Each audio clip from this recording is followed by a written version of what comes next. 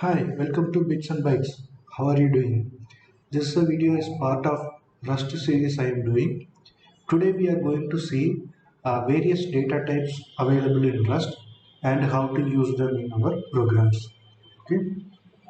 So first, as usual, we'll create one uh, project for us using the cargo.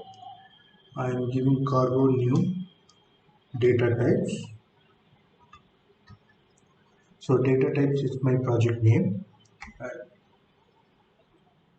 Cargo created the project. We'll go to data types.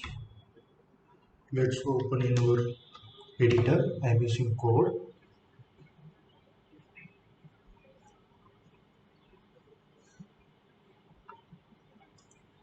Nice. So before going to the video, first of all, we'll see what is data type and why we need the data types. Okay. So Rust is a statically typed language. That means every variable we are using in program, it's need data type in the compile time itself. Without the data type, compiler will throw the error. It will not successfully compile your programs. Okay, so based on this data types, Rust compiler will do the memory allocation and then handling the particular variable based on the data types. Okay, for example, if you're using any other dynamically typed language like JavaScript or Python, you no need to be worried about the particular data type for every variable. At a runtime, the interpreter will handle that. But in the like statically typed language like Rust or C Sharp or Java, you need to declare the variable data type so the compiler can take more more advanced optimization while doing compiling, right? Generally, Rust data types we can categorize into two groups. One is scalar data types, another one is compound data types. Okay, so the scalar data types means it will have every variable with a scalar data type will have a single value. Okay, in the compound data type, every variable can have multiple values. We'll see what does that mean in a little bit. Okay, let's first of all let's go through scalar data types one by one. Okay, so the first one we are going to is an integer. So this is very basic data type in any programming language. Integer used for storing the numbers without any decimal points, like 10 or 20, something like that, or negative number like -10 or -20. In Rust, you have several subdivision inside the integer data type. Like, let's see an example. I can declare a variable called let a, and then I can give data type as i8 equal to 10.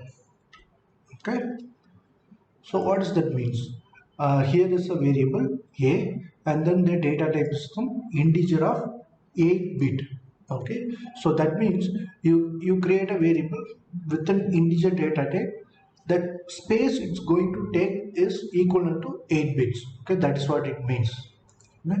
And also you can do like let b I 16 equal to 20. Okay, so what does that means? It's an integer. Okay, and it's going to take space of 16 bit. Okay, that is what it means. So Rust has something like let's see I32, that is some data type. Okay, another one D40, let's E128, and then in finally I size. Okay, so these things are clear from 8 to 28. It's an integer with an 32 or 64 or 128 bit size. So this I size data type, it's depending on your system architecture. That means if you have 32-bit machine, it will take 32-bit. If you have 64-bit machine, it will take 64-bit. Okay, so based on your system architecture, this space will be get allocated. Okay, so now this all data types will called as signed data types. What does that means? With this data type you can actually use sign, the minus plus signs you can use. For example, I can put this as a minus 20 or this one as a minus 40. Okay, so with this data type I you can use plus or minus sign. Okay, for mostly for negative integer we'll use sign. If there is no sign we will consider as it's a positive integer. Okay, so this is signed integers, this is called. Okay, and then we have another type of integer which is called unsigned integer. What does that mean? Unsigned integer you can declare as u8, same like signed integer. You can declare like u8, u16, u32, u64 or u28, 128 or u size. Okay. Straight away you can see this minus signs are start showing the errors. What is that unsigned means? Unsigned you can use only positive integers. You can't use any negative. Okay. So here you can't use any signs. So you should use only positive numbers. So in a program when you write, if you have plus and minus both positive and negative number, then use signed integers. You're sure that number will never have any negative integer, then you can use unsigned integers. Okay, so that is for integers. And then next we can see Boolean. Booleans are very simple. Um, we can go a equal to true.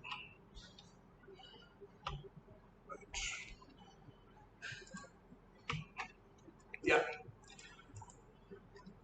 So if you see, this is currently a type of bool, right? We can declare boolean like this also. Bool equal to false. So Boolean will have either true or false. It's mostly used for flagging purpose. Okay. For example, in your program you want to store some state, and then in some other place you want to check the state whether it's enabled or disabled or whether it's accepted or not, something like that. Okay, true or false state. You can use Boolean variable.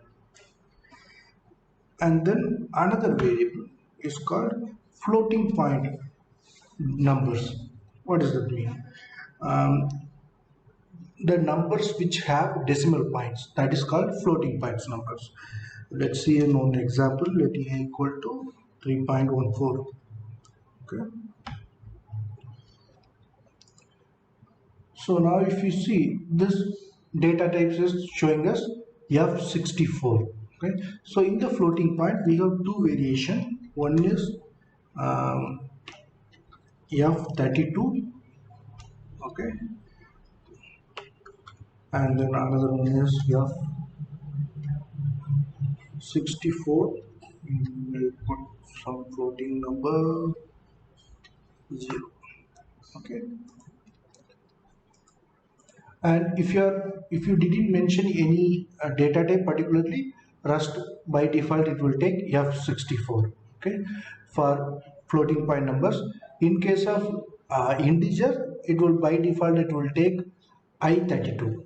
Okay, for example, if I'm saying like this, let d equal to 10, I didn't give any data types, then Rust will assume that is I32. In the case of floating point, it's a float 64, F64. Okay, so this is floating point number.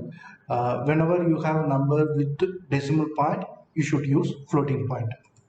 Okay, and then another data type is char. Okay, so let's see an example. Let a equal to a. Okay, if you see this one, this data type is mentioned as a char. Okay, so the char data type you can store single letter, right? Like a, b or c or some any valid unicode. Okay, for example, I can even put some emoji here. For example, let's bring out the emoji one.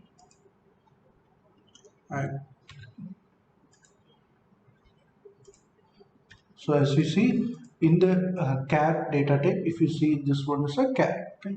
Char data type, you can store single letter, okay? That's it. You can't store a word or paragraph, nothing, okay? For that you need to use string data types.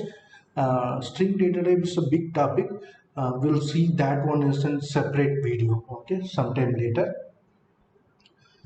Fine. So as of now we saw integer, floating point, char, and then boolean. These four are called scalar data types. Now we are going to see another two data types.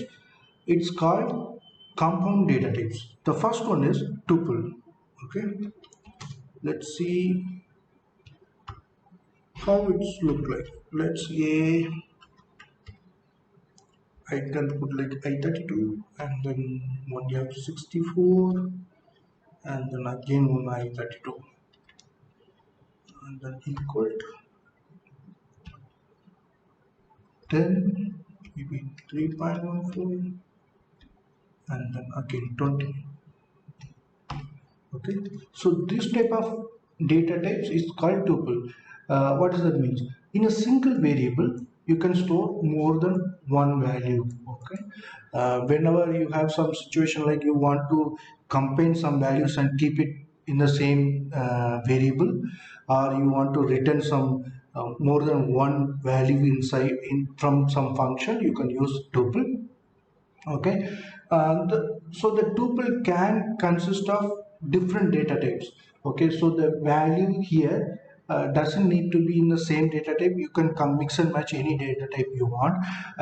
Even I can put some character here if I want, okay? I need to update here, yeah, that's fine. So this is how you define a tuple. So now how to access this? For normal variable, we'll just put the variable name and then we can get a value. Here it's a multiple value. How to access this? There are two way you can do this. First one is called destructuring. Okay, what does that mean? Destructuring means let's create another one tuple. Let's say example p comma c comma d comma e and then a. Okay, so what it will do, it will take the A, break the tuple into small values and then assign the values to individual variables. So now this B will be an I32 because that is the first value, and then C will be F64. Based on our data type, this is F64. So the whatever value we have in the second place, it will come to C, okay? And then D, if you see, it's an I32. Okay, that is how you assign it. That is how you will access the tuple values. Another one way we can do is get f equal to a dot, right, using the index. If you see now, if I put a dot, I have an option of 0, 1, 2, 3. Okay, that means I have 4 values. Based on the value index, I can access them. For example, if I put a dot 1, then the f will be an f64. So that means it's getting value of 3.14. Okay, so that is how the you can access the tuple. Okay, so now we saw tuple, and then we'll see another one data type which is also a compound data type, array.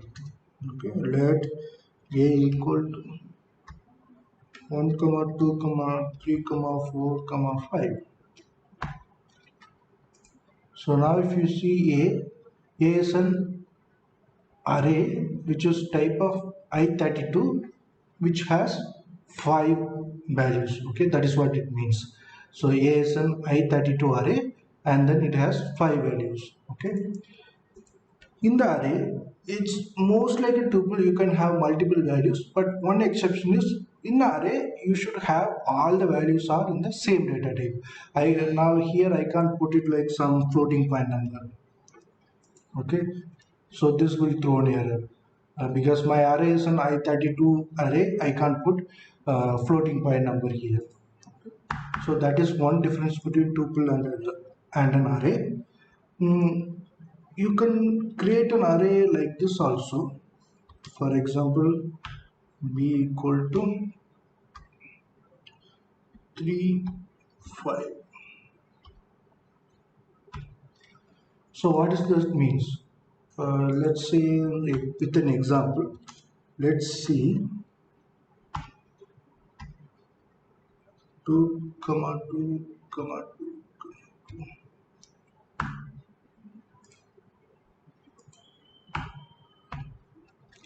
So this declaration and then this declaration both are same. Okay, so here what we are doing is we are telling the compiler, okay, create an array with the 5 values, all the values are 2. Okay, so theoretically these two are with the same. Okay, just a different syntax for creating the array. Okay, that's it. Now, how to access an array? Access array, you can access array in only one way. You just use the index of a value. Okay. For example, let e equal to a of 2. Okay, so that means in the array A, it will take the index second position. One is in 0, this one, and 3 is in 2. So it will take A of 2 and then assign to E variable E. Okay, that is how you will access an array. Okay. So now this both compound data type like tuple and array, both are, it's like a fixed length. Once you created, you can expand or shrink the size of an array or tuple. Okay, if you have that type of use case, then you should use another one data type that is called a vector. Okay, so the for vector is like big topic.